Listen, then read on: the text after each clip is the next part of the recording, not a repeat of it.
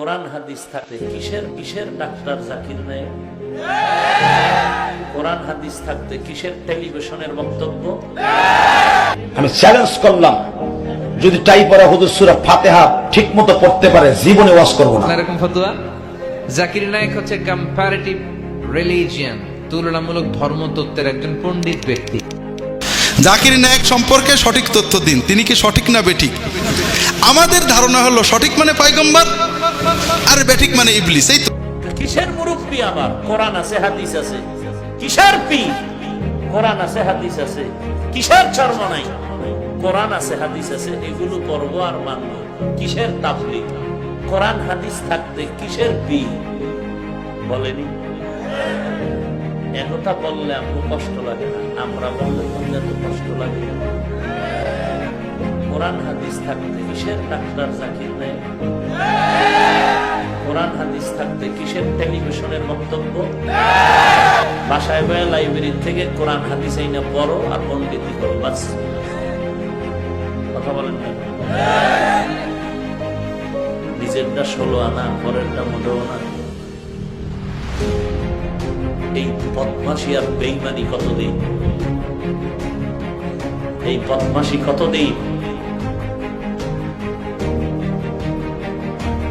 Doctor Zakir Naik সাহেবের নামটা বেদবি হিসাবে নিয়েছি, গালি হিসাবে নিয়েছি, অথচ একদলের জলিলে যা নামটা নিচেতেই পড়াইতেছে, পারে না একটা করবে। কপাল করা মুসলমান, আফসোস। আল্লাহ আপনি কুদরতের হাতে আমাদেরকে হেদায়েত দান করুন। আমি চ্যালেঞ্জ করলাম, যদি টাই পড়া হুজুর সূরা ফাতিহা ঠিকমতো পড়তে পারে জীবনে ওয়াজ করব না।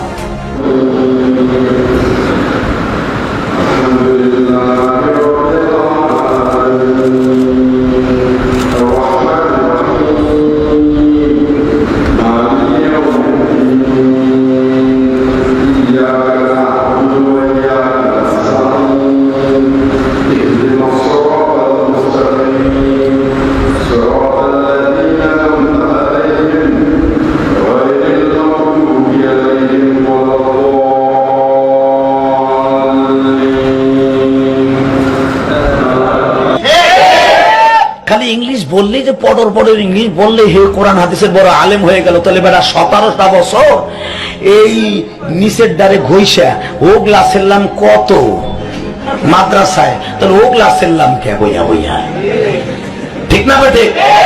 মার কষ্ট বুকে নিয়ে ও ক্লাসের আলেম হইলাম, মুফতি হইলাম, আর উনি দাম করে এক ডাক্তার হইয়া, ইংলিশ টিচার হইয়া, ইংলিশ জিনিসপত্র দেখে উনি দাম করে আল্লাহর ওলি হয়ে গেছে গা। তাহলে খতিবগিরি করে নাকি? ঠিক না বেটি? ইংলিশ টিচারদের মতো বড় বড় ইউনিভার্সিটিতে যারা ইংলিশে টকিং করা, ইংলিশে বক্তব্য দেয়া কোনো অস্বাভাবিক কিছুই নয়।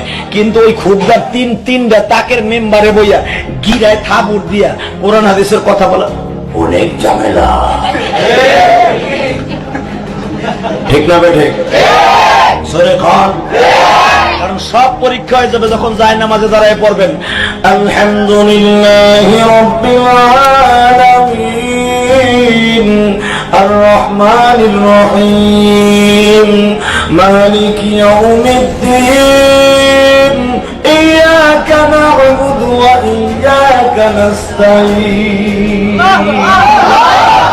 যখনই খতিবগিরি করার জন্য জায়নামাজে দাঁড়াবেন, যখন দেখবেন আপনি পড়তেছেন ইংরেজির মতো আলহামদুলিল্লাহ রাব্বিল আলামিন আর রহমানির রহিম, কারণ ইংরেজি বই দিয়ে মুখস্থ করছো, ওই একে জায়নামাজে চলে দিয়ে ও আসলে স্কুল কলেজে ও আসলে টকিং এর জন্য, ঠিক না ভাই? আল্লাহর কাছে তো চলে না। দেখবে যে নামাজের ভিতরে ইমামরা হাঁটা দিছে, ছোট্ট ছোট তালবে ইলমকে দামরায় পড়ে কি, ঠিক না বেঠে? তখন বুঝবো যে কতটুকু মুফতি ওই জায়নামাজে খারাইলে সব ফতোয়া বাইরে, ঠিক না বেটি? পৃথিবীর সবচাইতে বড় মুফতি ফতোয়া দেশে কেউ, কিন্তু জায়নামাজে দাঁড়াই হে পড়তেছে আলহামদুলিল্লাহ রাব্বিল আলামিন। আল্লাহ কয় আগে গেলে ঘুষা আর দাঁত না তুলে হেলা, ঠিক না বেটি? ও কোরআন সহি, সব সহি। কোরআন গয়রে সহি আর সাইরানার মূল্য নাই, ঠিক না বেটি? এ মিয়া, কোরআন বেসহি পড়ে নামাজ পড়বা, কুত্তা বিলের যে দাম আছে সেই দাম তোমার নাই। আহলে হাদিসরা বলো ইমাম বলতে কোনো শব্দ নেই। ইমাম বুখারী সুখ করে 8 দিন ধরে ইমাম, আর আমার ইমাম আবু হানিফা, যে ইমাম বুখারী শত বছর আগে দুনিয়া আসছে, কথা ঠিক না বেটি? ইমাম শাফিঈ শত বছর আগে ইমাম আবু হানিফা দুনিয়া আসছে। তাকে এত তাড়াতাড়ি কাফের বলে ফেললা? ইমাম আবু হানিফার যে কত দাম তুমি কল্পনা করতে পারবে না। খ্রিস্টান এক পাদ্রী দৌড়ে যায় এরকম ফতোয়া। জাকির নায়েক হচ্ছে কম্পারেটিভ রিলিজিয়ান, তুলনামূলক ধর্মতত্ত্বের একজন পণ্ডিত ব্যক্তি। তার কথা শুনে অনেক হিন্দু, বৌদ্ধ, খ্রিস্টান, হাজার অমুসলিমরা কালেমার বাণী শুনতে পেরেছে, আলোর দিশা পেয়েছে, ঠিক না? হাজার লোককে মুসলমান বানাইছে উনি। আপনি বানাইছেন কয়জন রে? যে ওনারে কাফের ফতুয়া দিল, উনার হাতে শাহাদা বাক্য পাঠ করেছে কয়জন?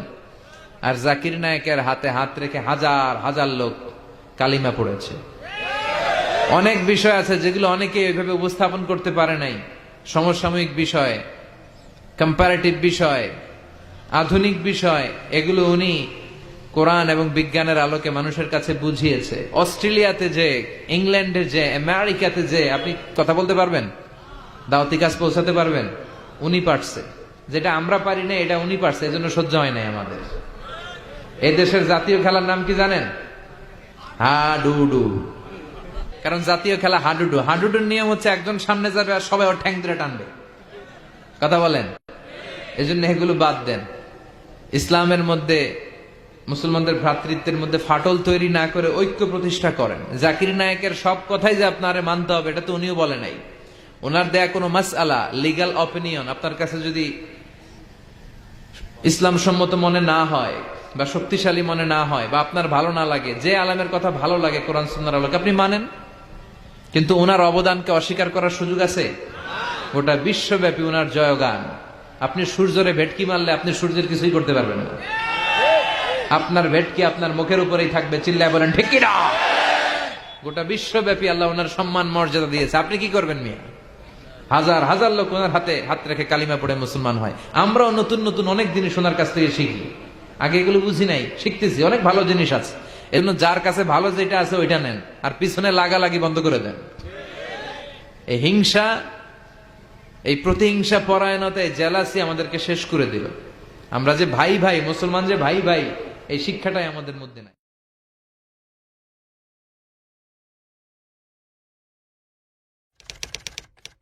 জাকির নায়েক সম্পর্কে সঠিক তথ্য দিন, তিনি কি সঠিক না বেঠিক?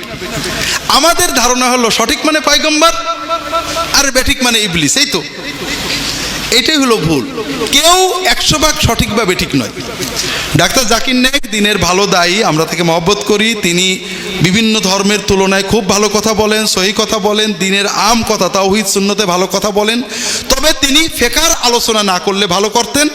তিনি এই যে ফিকহি মাসলা, উনি শাফিঈ মাযহাবের মানুষ, ওনার বাপ দাদা 14 গোষ্ঠী শাফিঈ। উনি মসলার কথা এবং সৌদি আলেমদের অনুসরণ করেন, তারা হাম্বলি। তো এতে মসলা বলেন যখন উনি উনার কায়দায় বলেন, আমাদের দেশের সাথে মেলে না। কিন্তু উনার তাওহীদ সুন্নত, দিনের আল্লাহর হক, বান্দার হক, বিভিন্ন ধর্মের তুলনামূলক কথাগুলো ভালো। আর ফিকহি মসলায় যেগুলো বলেন আমরা অনেক কিছুর সাথেই একমত না, আমরা মনে করি উনার মসলাটা ভুল।